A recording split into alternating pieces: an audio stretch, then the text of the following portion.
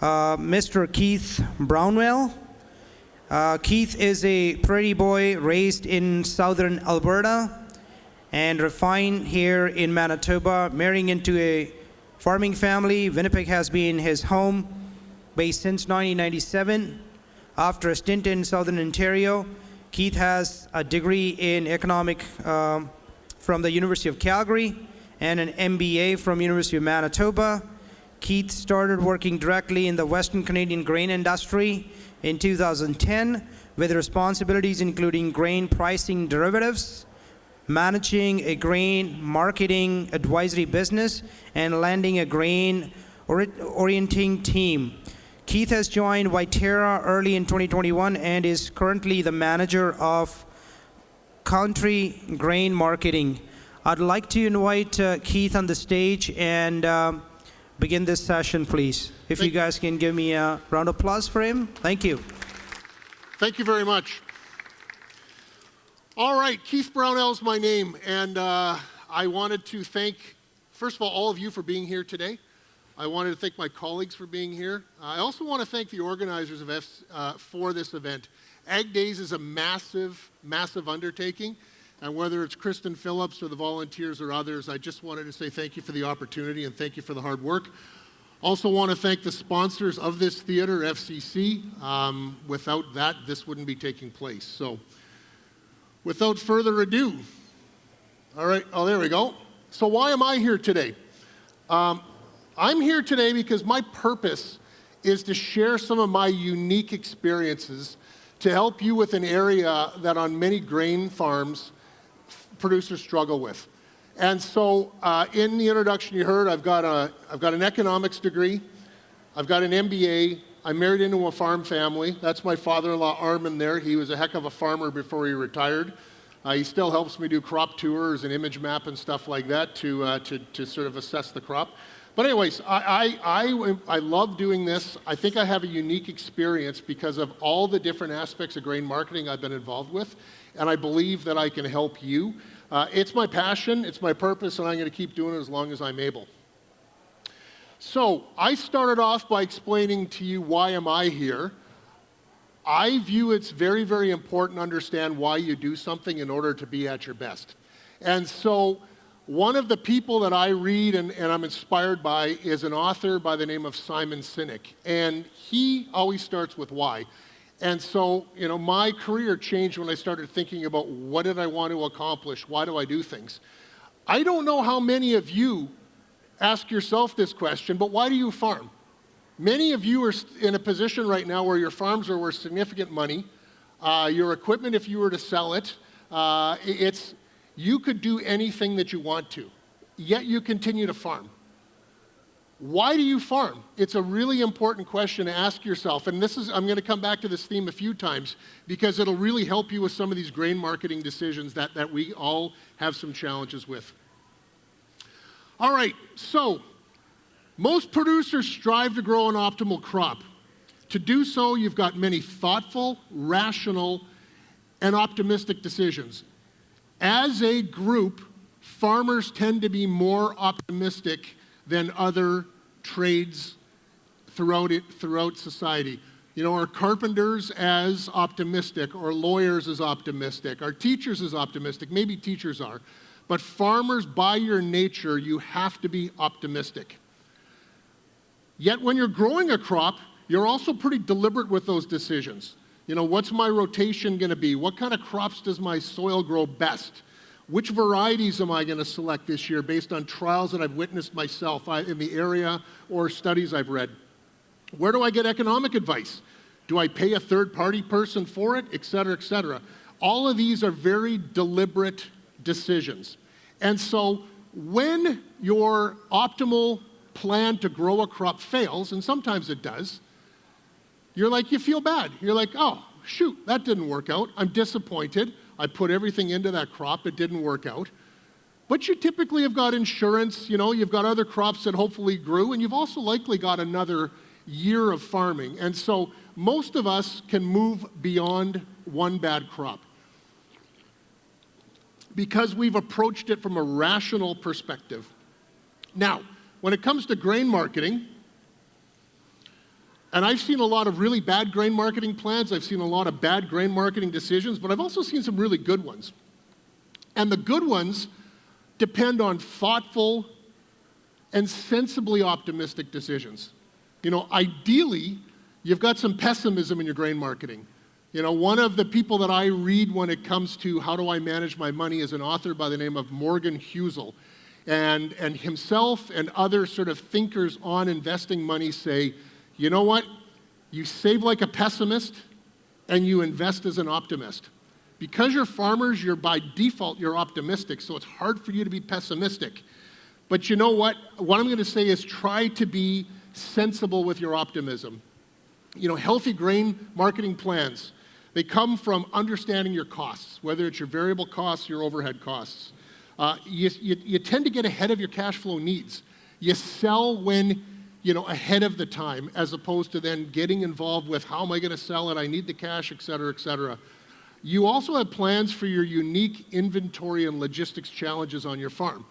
If you need to sell 1,000 tons of crop to fulfill your cash flow needs in February, and you've only got 2 trucks to do it, that becomes a bit of a challenge. So being proactive is something that I'm going to talk about a few times here. When you seek out a trusted advisor, and whether that's your accountant, it's Myers, Norris, Penny, it's your grain buyer, it's a third-party marketing advisor, they generally can help because they'll know you better than a stranger would, and they'll be able to help sort of sift through what's going on out there and bring it back to the farm. Now, if the grain producers that I've seen that approach marketing this way, when they make a bad decision, they tend to get over it because they've made a smaller incremental sale. They don't get hung up on it. They don't worry about it. They just move on to the next thing. Very much like those rational decisions that you make when you're planning on growing your crop. The key point here is the last one, being proactive with profitable base hits versus striking out swinging for home runs. The farms that do that, day in and day out, week in and week out, month in and month out, they generally approach marketing better. They enjoy themselves. We've got some farms in the Winkler area that utilize my Viterra. They're able to create their own contracts, and they sell sometimes 500 bushels at a time. And that's incremental selling at its best. And it's really quite fascinating when I've spoken with them, why do they do that? And they're like, well, you know what? I don't think I'll ever be able to beat the market, so if I could participate in the market, if I could be part of the market, that's probably the best I'm going to do. Now, suboptimal grain decisions, and I've seen lots of these. When I was running the Market Sense business in Manitoba for Cargill, or when I've been with Viterra, and you get into a situation where somebody regrets the decision they made. Often it's because you've gone with your gut. You've focused on what your neighbors have done or what's going on in the coffee shop. You're chasing yesterday's special or a few cents a basis while you're losing dollars of futures. You're anchored on, I'll get out of the way here. You're anchored on certain round numbers. I need $16 for my canola. You've also, you're frequently going to be canceling target prices or rolling basis. These are all, to me, symptoms of somebody that has an unhealthy approach to grain marketing. And, to me, I'm hoping by sitting through today's session, you're going to be able to understand some of the reasons why we fall into these traps and then how to avoid them. All right, so the challenge with these suboptimal grain marketing decisions are they lead to regret, loss of confidence, anxiety, stress, physical health, ulcers, mental health challenges over an extended period of time, breakdown in communication on your farm with other stakeholders, whether it's your spouse, your sibling, another generation. These are all things. Farming is tough enough. Growing a grain crop is tough enough. But having these headwinds in addition to that makes it really, really hard. All right, so I personally, and why I feel confident in what I'm talking about, is because I've witnessed better results with more peace of mind from approaching grain marketing in this perspective. Because you'll never be pessimistic, ideally you are going to be you're gonna market as a pessimist and then continue to be optimistic. You're gonna say, oh, I don't think the price is gonna go up, so I'm gonna sell today, but you're optimistic by nature. And so you're gonna try to be, I'm gonna challenge you to be a realistic or a pragmatic optimist. So by pragmatic, what do I mean? Pragmatic means you're concerned more with matters of fact versus what could or should be. Again, you're more concerned with matters of fact versus what could or should be. I'd also challenge you to be more realistic in your optimism. Your concern, if you're realistic, your concern for fact or reality or having a sensible, practical idea of what can be achieved or expected. So again, I'm going to challenge you to temper that optimism. I know it's hard because you're optimistic by nature. But if you think about if plan A doesn't work out, then what about plan B? What about plan C? What about plan D? What it will do is when you do have a less than perfect decision, you're going to get over it a lot more quickly. And so the next slide I've got, I'm going to spend little to no time on because David Frum, who's speaking next, is going to talk about geopolitics. Geopolitics have really been pushing prices around, whether it's the Fed Reserve in the US or whether it's India's surtaxes or whether it's what's going on between Russia and Ukraine or David Frum, stick around for him. He's a world-class speaker and thinker. He's going to be able to talk a lot more about that. But again, I would challenge you to think about these not as something to worry about exclusively, but think about them as opportunities as well as risks for your farm and for your grain marketing to either exploit or not be harmed by. So the other thing is there's so much that's beyond your control that goes into what makes a grain price. What's in your control? Anybody have any ideas what's in your control? Anybody that you want to have some crowd participation? I guess not. Okay, knowing your farm's goals. What's the legacy going to be? What are your succession plans going to be? Are you going to be growing or are you going to be contracting? Knowing those goals will help you to align your year-in, year-out decisions as well as your day-to-day decisions. You've got anticipated yields. You've done all that hard work figuring out, okay, if I grow this variety, this is what I figure I'm going to get. You should understand the cost of what the fertilizer is that you're going to be using. You should understand the cost of the seed, the fuel, your equipment. If you know your costs, then anytime you sell above that is at a profit, and that's a good thing. It might not be perfect, but it is a good thing. Who do you trust? How do you communicate with other people on the farm? These are all things in your control. And something I'm going to challenge you to do is to become a more proactive marketer. Whether you're marketing with Viterra or G3 or Cargill or Patterson, please try to be more proactive. Don't start calling around on the day that you need to sell grain and say, hey, what's your price, what's your price, what's your price? A week, 2 weeks, 3 weeks in advance. Be proactive. Get target prices in place. What's happening is, because commodities are so expensive and the buyers are living hand to mouth, programs are smaller than they used to be. There's so much volatility right now, whether it's in currencies, whether it's in futures, that these programs are for limited quantities. And if you are on the outside looking in, or you're trying to catch up to it or react to it, you're going to miss out more often than not. And how many people had yellow peas that they're still holding on to and haven't sold them? Anybody want to volunteer? There were some great prices that were on the table. Those that were proactive benefited from that. Some are still chasing it. There's not many peas left, right, Ray? No, okay, good. So most of you did it. All right, on to the next one. I am about 12 minutes into this, so I'm going to keep rolling. I read this on LinkedIn. I'm a voracious reader. I read all the time. I read online, whether it's LinkedIn, Twitter. I also read lots of books, and we'll talk about that in a little bit here. But I came across this. This was Christian Herbert from Moosomin. He had this as a post, and it's a quote from one of his friends, Gerard Gust. And he said, if you treat your farm as a business, it can be a great way of life. If you treat your farm like a way of life, it can be a really bad business. And as costs are going up, as interest rates are going up, as margins are getting squeezed, running your farm as a business is becoming more and more important. The younger farmers, anybody under 35, has likely never, you're starting to experience what interest rates are. When I was a kid, my parents had mortgages that were, 18, 19, 20%. That's terrifying. I was at a dinner party 3 weeks ago.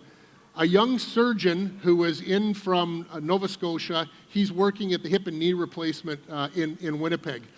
And he said, his wife is a surgeon, he's moving back to Nova Scotia.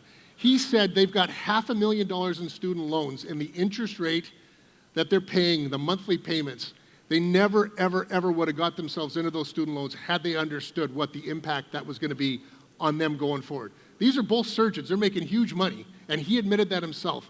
But interest, you got to know that. And so if you're not accounting for that like most businesses do, it could come back and bite you.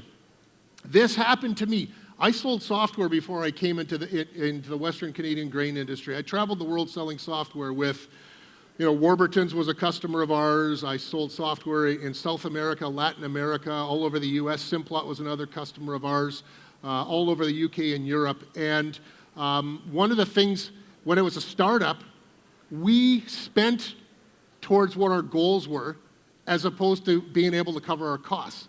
And we got ourselves upside down, and we had to go get more money, and our shares got diluted, et cetera, et cetera. But I've experienced that firsthand. So our business really started to take off when we started to, base our understanding our costs and being able to cover our costs and then making incremental decisions above and beyond that. It took off, and Trimble ultimately bought us. But it was quite an eye-opener when our aspirations were more than what we actually had. All right. So if you're running your farm like a business, there's all kinds of tools that can help you. Can you guys nudge this ahead? For some reason, it's not advancing. Next slide, please, if you don't mind. Thank you. There's all kinds of tools that can help you, whether they're from Myers, Norris, Penny, FCC, who's sponsoring this. They've got software. Viterra's got something called Profit Planner. You can get it through Market Sense. You can get it through, all these different firms have got ways to help you to plan and run it more like a business, starting with where your costs are. Next, please. Thank you. All right. So now that we got this plan, I started with Cargill in 2010, and I learned then there was a U.S. study that 2/3 of the grain or the crop is typically marketed in the bottom third of the market cycle. And as Ray the grain guy says, life gets in the way of good grain marketing decisions. Sure, that's one of them. This is something that kept me awake at night. I was sitting in the desk at head office in Cargill, and I was in charge of grain pricing derivatives and trying to grow this business. And I was like, I've got an economics degree, I've got an MBA, I understand how rational decisions are made. All the other businesses I've worked with have worked rationally, and so I don't understand why people aren't using calls or puts, why grain producers aren't taking the average of a market.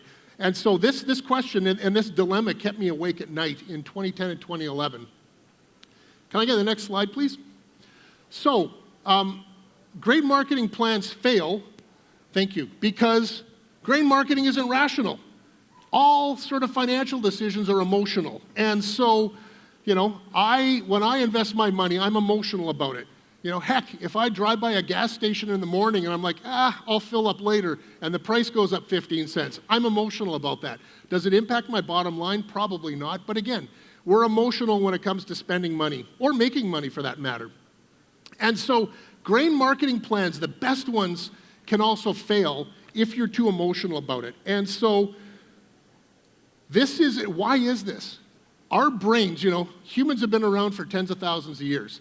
And, back in the time when we were, prehistoric, it was survival of the fittest. It was, quick thinking. It was fear, fight or flight, those kinds of things. And our brains are still programmed that way. We haven't, in spite of how we've advanced, it's still in there. It's inherent. And when it comes to making financial decisions, they get clouded up by this stuff that kept us alive in prehistoric times. Hope, regret, fear, and envy. Envy is a really, really powerful one. I'm going to spend some more time talking about it. So traditional economics doesn't work when it comes to economic stuff. If you've ever sat down with your financial planner, they're probably talking about behavioral finance. They're probably talking about stick to your plan, take the emotions out of this.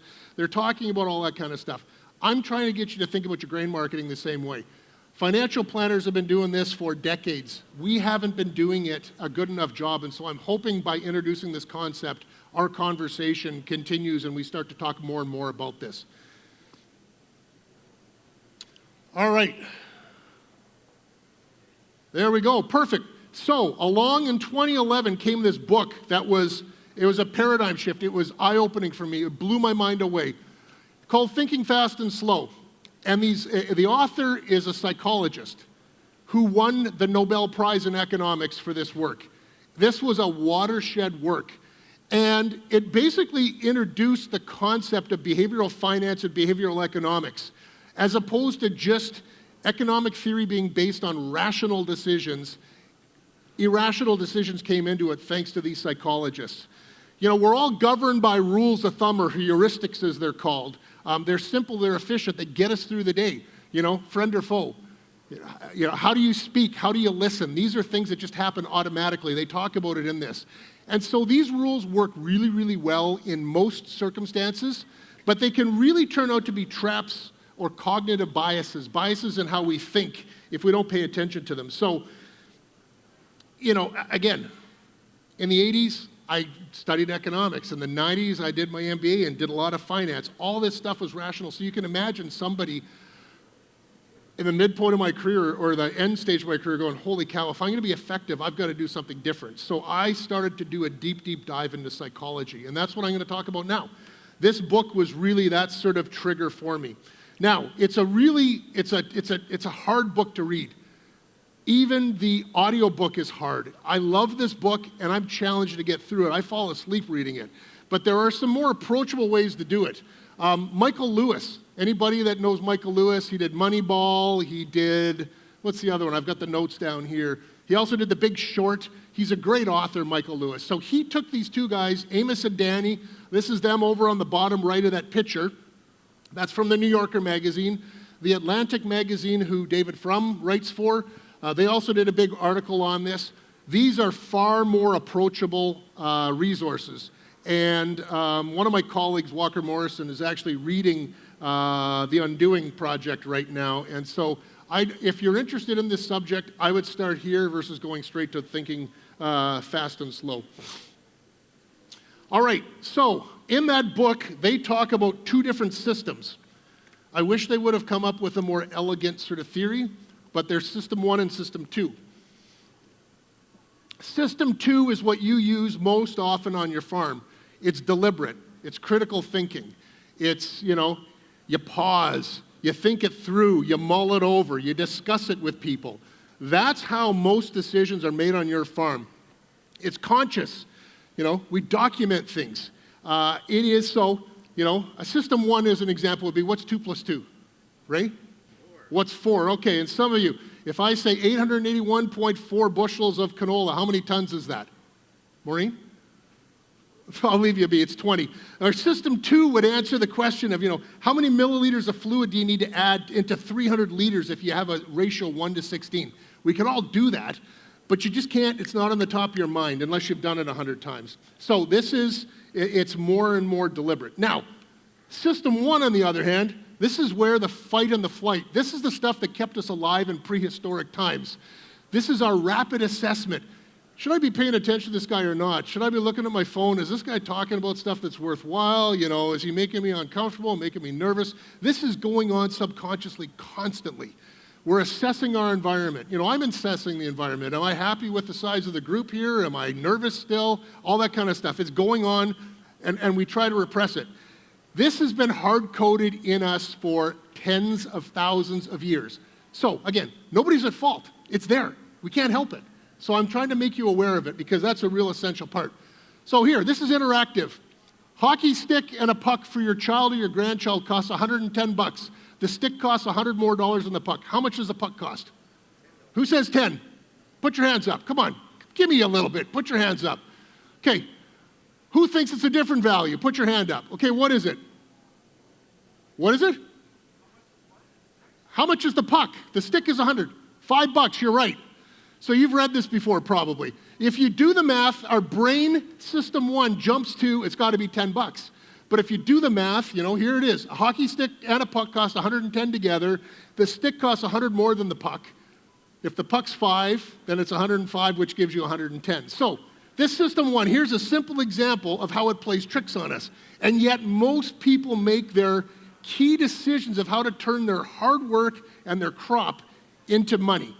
And so, again, I just challenge you to be aware of these things. I intentionally used a picture of a young farmer here. Most decisions are gut or instinctive when it comes to grain marketing due to the complexity and the changing factors. Things change from moment to moment. And so the way that we innately deal with this is our system one. When things are changing, we don't have time to do deep thinking or mull it over or consult with somebody. We're responding. Is this a threat to me? Is this an opportunity? And so these shortcomings that I just addressed, we got to pay attention to them. There we go. All right, these shortcomings get in the way of our optimal grain marketing decisions, unfortunately. And so, they don't become shortcomings when you're growing a crop because you're so deliberate. You're purposefully deliberate, as I said. With grain marketing, you typically get a call or a text that's like, hey, we got a special for $12. Do you want in or not? It's time constraint. You weren't thinking about it. You're busy worrying about, replacing something in your combine or, your diesel starter. It's gelled up on you. You're worried about something other than this, but out of the blue comes this, boom, you want to do this or not. We fall into these system one traps as a result of that. And, that's what happens. And so then it's like, you know what, maybe I'll put it at a target price just because you don't want to deal with it. And so, that's another thing that our brain does. But these rules of thumb, they're simple, they're efficient, their evolution did them to us, or we can learn them. And so, this is why we default to these things when it's hard, or when there's complex decisions. So another thing that happens with this system one, in economic decisions in particular, and anytime we make decisions, we want to avoid loss. We've got loss aversion. It goes back to when we were prehistoric. You know what? I don't want to lose my life. I'm going to stay away from that saber-toothed tiger. I don't want to touch that fire because the last time I did, it burned my hand. These things are programmed into us at a level that we're not aware of. And when it comes to making financial decisions, we view loss twice as much as we do gain. And so we're programmed to avoid loss at whatever cost we can, as opposed to a gain. And so I purposefully use the mouse trap here. Mouse is hungry, wants the cheese, but that loss is probably going to deter them because they're like, you know what, I could lose my life. And so that's really, really important. And so, how many of us, I missed out on $16 canola. We view that loss. It bothers us. It bothers us that we didn't take advantage of that. We dwell on it. Your grain buyer calls you and says, hey, you know what, today I can buy it from you for 14. Yeah, I'm still holding out for 16. Okay, why? And if you start to ask why, I don't want to jump to the end, but again, we regret when we feel it's, even if it's a perceived loss, not an actual loss, we feel it badly. All right, these are the traps we fall into in system one.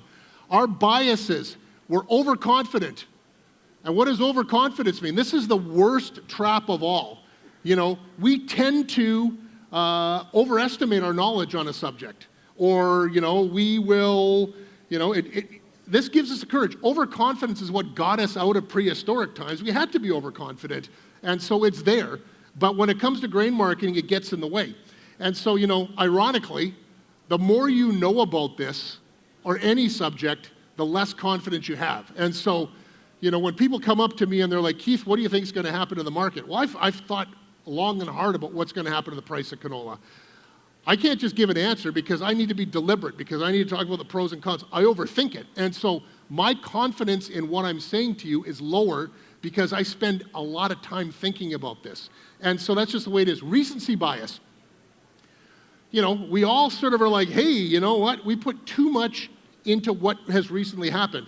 So anyone here looking for Stanley Cup tickets for the Jets yet? Oh, come on, I thought you'd get a laugh out of that at least. The Jets are doing well, but what happened the year before? We anchor on things. $16 canola, we're stuck with that. It's just what we do by nature. Confirmation bias, and this is where social media and digital access has really hurt us, is that we seek information that reaffirms or confirms what we believe, as opposed to very few of us will go and look for a counter narrative. And then I talked about loss aversion too much, and so I'm not going to talk about that anymore. Halo effect. Here's another one. You know, we tend to believe people are things that we like. And so I'm going to ask this question. How am I doing right now? Anybody? Are you enjoying this so far?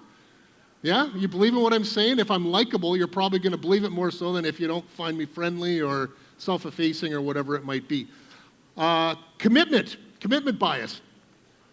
How many farms here, how many of your families have been committed to the same farm equipment, pickup truck for generations? You know, we tend to fall into these traps. And again, it goes back to times when we were all part of a tribe and we were committed. You know, you had to sort of buy into what you could trust. But it's a trap that hurts us when it comes to grain marketing. Hindsight, you know, we tend to sort of, you know, gloss over the things, what's available to us.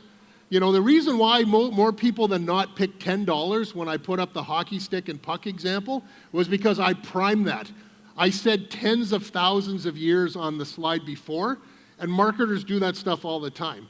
You know, why is it that trucks sell for $79,995 versus, you know, $80,000? That's an $80,000 truck. But again, these are things and tricks that we get played with. And so the last one, what you see is all there is. And this one last week, I recorded an audio commentary that was put out yesterday. Last week we had a Durham special. I'm responsible for as far east as Weyburn. Weyburn farmers took advantage of the Durham special. Those in Swift Current didn't. The neighbors in Weyburn all heard about the special. Oh, what are you doing? Da-da-da-da. The ones in Swift Current were like, no, the market's going to have to come and pay. And so they weren't aware. Now that opportunity has gone away. How many people here have said, well, no, they're going to need to pay up to get my malting barley because I heard that through my third cousin in Argentina that, you know, it's going to be a wreck down there. So again, all we see is all there is, and that's all that matters. The next trap is social proof tendency. You know, we tend to, you know, think in groups. We tend to be overly optimistic, as I talked about. And envy. Envy is a really bad one. You know, we'll often make decisions for the wrong reasons. And so this is why I started off with asking you, why do you farm? What are the purposes on your farm? What's your legacy going to be if you're at that stage you're worrying about it? Going back to why you farm, what's important on your farm, will really help you to sort of get rid of envy. Envy is, you know, as one of the authors I'm reading right now, a guy named Morgan Husel, he says, the grass is always greener on the side that's fertilized with more bullshit. And so, you know, these are things that just because somebody says something, how is that important to what's important to you and your farm? Let's see here.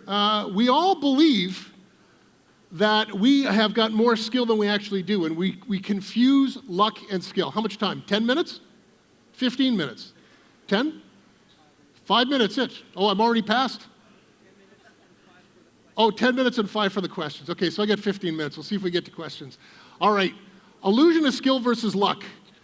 We all focus on outcomes as opposed to processes, and that's just our trap. I see Mr. Frum's here, so that's excellent. We'll have our next speaker here. And so, you know, when something goes in our favor, the outcome's in our favor, we're like, ace that one. That was all my doing. That was my skill. And when something goes against us, we tend to focus on, oh, I was unlucky. You know, when something goes against them, it's just like, yeah, they don't know what the heck they're doing. And so that's just what we do. That's a trap we need to be aware of. Also, our minds are lazy. System 2, although it is very, very good at what it does, that deliberate thinking, it's also lazy. And so it would prefer not to do a bunch of work. It just wants to sit there idle and just let System 1 frantically do what it does, assessing friend or foe, friend or foe, friend or foe. So we tend to, you know, we want to have the least effort to do things. And again, how many times have you received a call from a grain buyer, I've got an awesome special in place, and you're busy dealing with a problem, either with your family or on your farm, and you're like, just put in a target price. To me, that's the easy button in order to overcome having to stop and make a decision. It's just like, you know, Ray, 12 sounds good, but I really want $12.50. Put in a target for me. That to me is basically just leave me alone, get rid of me. That is, instead of stopping for a minute and thinking about it, that's what happens. All right, so now what? There's hope, everybody. And this is what made me so optimistic about this, is that just being aware of these traps is enough to avoid them. If you see that there's a trap there and you go, I'm sitting here confirming what I already believe. I wonder what else could be going on out there. Or, geez, you know what? I'm still anchored on $16 canola. If the market really is at $12 right now, maybe I should rethink that anchoring at $16. So just being aware of these things is enough. The other thing to do is just take a deep breath. If it's stressful, if you're in the middle of something and you're frustrated with it and you get a call for an opportunity, stop. Take a deep breath. Automatically, that will cause System 1 to sort of calm down and allow System 2, although it's lazy, to start to do some thinking. And so again, avoid the traps. You know that they're there by thinking about them. You're probably not going to fall into them, and then just taking that deep breath.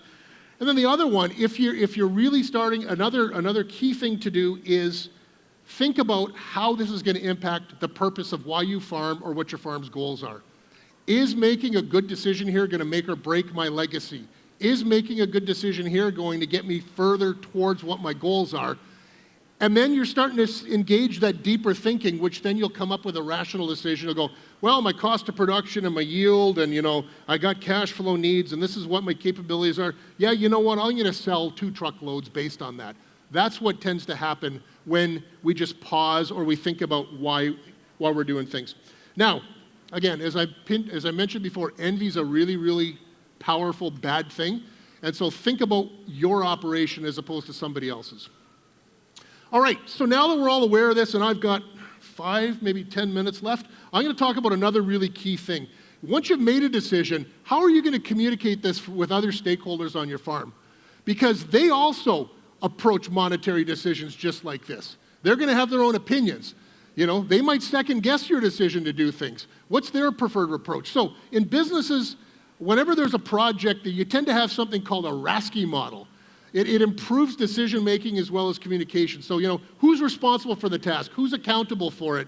Who's supportive? Who should you consult, and then who needs to be informed? When it comes to a farm itself, who's ultimately responsible? In this scenario, I've got a daughter who went to school, come back to the farm. Mom and dad are still accountable. It's still their farm. They're going to be handing it over to the daughter and son-in-law. So the daughter gets tasked with going out and making the grain marketing decisions. Who supports that decision? Well, that's a grain buyer sometimes. It might be a third-party marketing advisor that gets consulted. And then who do you need to inform? And so the healthiest farms have clearly defined roles, and they don't second-guess each other. If somebody tends to be a second-guesser when you're informing them, reach out to them ahead of time and say, hey, I'm thinking about doing this. Here's the thought process that went into it. Here's why I'm doing this. Seeking input ahead of time is really, really important. Now, I used a daughter specifically. When I was with Cargill, there was a study for traders. Women are better at grain marketing than men are, according to Cargill. And the traders, Cargill wanted to increase the number of global traders they had because they're less emotional after the fact. They use more System 2 than System 1 when they're making trading decisions. And so, in this scenario, if the daughter feels responsible and empowered, then you're going to have some great results. On colonies, it's another really complex situation. Farm boss is tasked with making the decision. They're accountable also, though, to the secretary and or the minister. Then, who are they getting support from? Myers Norris Penny, maybe a trusted grain buyer, another peer on a different colony. They might consult their third-party advisor. Who do they inform? Again, there are some dysfunctional colonies that can't get this stuff figured out. There's some really healthy ones that do figure this out. And so the healthy ones, there's no second guessing. And so that makes it easier to do the job to make those hard decisions. Benchmarking also comes in to play on colonies. All right, how much time do I have left officially? 7 minutes? 5 minutes, all right. All right, so my closing comments. Selling at a profit is always a good decision, especially as it gets harder and harder to make a profit as costs are going up. I don't know what's going to happen with prices in 24, 25, but knowing your costs, I know, is the foundation to making a good decision. Seek out that trusted partner. If you need it, if you want it, learn how our brains are wired. Seek out some of these things that I spoke about. Think about it. Just take a deep breath when you've got a decision that is stressing you out or making you frustrated. Just pause, reflect, align it with why you farm. Be proactive. Take advantage of the things you're going to hear from David Frum. He's going to talk about a bunch of threats and opportunities that are going on around the world. How can you use those? Some of those threats are actually opportunities for grain farmers. If inflation goes up, that's good for grain prices. If there's a war in one part of the world that's a big producer of grain, that's good for grain farmers. So how are these things you're going to hear about this afternoon, how could they help, or potentially how could they harm your alignment with your long-term goals as to why you farm? The last point I'm going to make here is please, please, please, please, I'm going to emphasize that 3 times, maybe 4 times, please. If you're deferring costs right now, understand the math that goes into the cost of deferring that. If you need to go on your line of credit, if there's opportunity costs associated with things. I was talking to Myers Norris Penny about a week ago. There's a huge cost of capital right now, which then does impact your decisions if you're deferring them to sell your grain. The price has to go up significantly more to overcome that time. And so I'm not the expert in that, but you could certainly do the math yourself or talk to your accountant, et cetera, et cetera. And with that, I've got some more slides, but I'm going to close by saying this. My Viterra is a really good asset. So are what other grain companies have. But come by. Oh, I thought I had a picture of Ray in here. Viterra is now in a different booth. We're in the curling club. If you want to come by, I'm going to be here the rest of Ag Days. I'll be at the booth, or one of our buyers will be, and I'd be happy to speak with you. And so with that, I should turn it over to a question. Is that what you want? Well, thank you so much, Keith, for such a refreshing information on marketing. I have about 2 to 3 minutes if anyone has questions for Keith. Questions for Keith? Anyone? Please raise your hand. There's a lot of folks here. That's okay too. You can come see me later if you don't have questions. I know this is an intimidating group, so. But in closing then, we'll give a bit more time for David to set up. I just wanted to thank everybody. Wanted to thank Ag Days for inviting me to speak. Wanted to thank the AV guys for doing this for me, making sure that everything's going to be good. Thank you for hosting, and thank you very much for attending, everybody.